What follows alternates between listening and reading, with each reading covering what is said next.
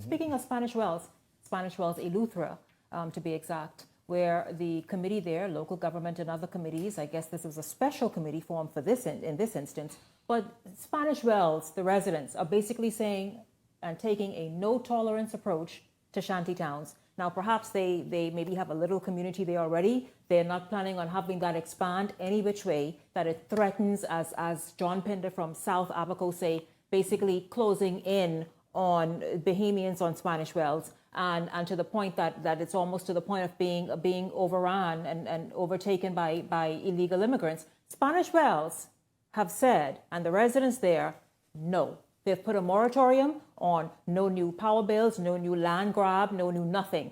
You guys, are you stunned that a single small community, this even big major, a small single community can take this approach and obviously have it stand and somehow the courts have approved it or whatever the permissions they sought, they got. And why? What happened to the country? What happened? You see, Shanique, when you look at Family Island... the minister saw that? The minister of immigration, the government? Family Island local government have certain powers. These local government administrators have certain powers. More than the minister? No, yes, but they have certain powers. They don't have much powers, but they have certain powers. And some of their powers is to approve some of these small developments going on. You have to get your approval for lights and so on. And if they reject you, then you can't move forward. And so I applaud the Spanish Wells, and now I want to encourage the Harbour Island local government to do the very same thing, because Harbour Island is overrun with illegals. And so we have to be serious. And so I want everybody in Harbour Island who's watching me now, because I know you all watch me, you'll call me all the time. I need you all to make sure, follow what Spanish Wells is doing.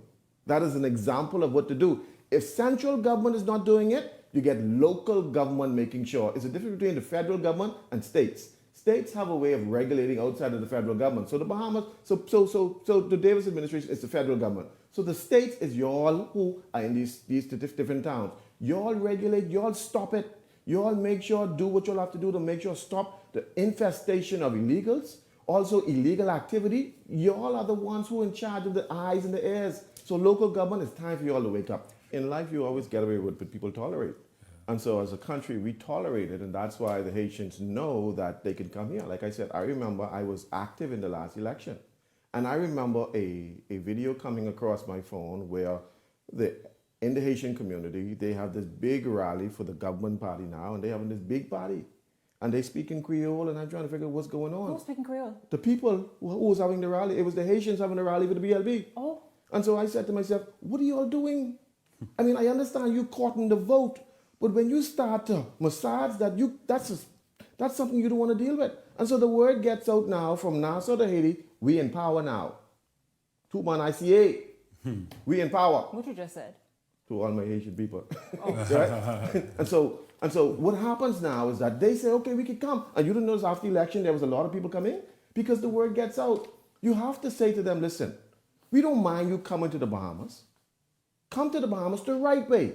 Don't come to the Bahamas the wrong way. If you fly and if you apply for a work permit and you get the work permit, then come in. But if you come through the back door and to the side door, the Bible calls you a thief and a robber. And so on. You're not supposed to come in anybody's country the wrong way. And so we have no problems with engaging work permits to people where it's needed.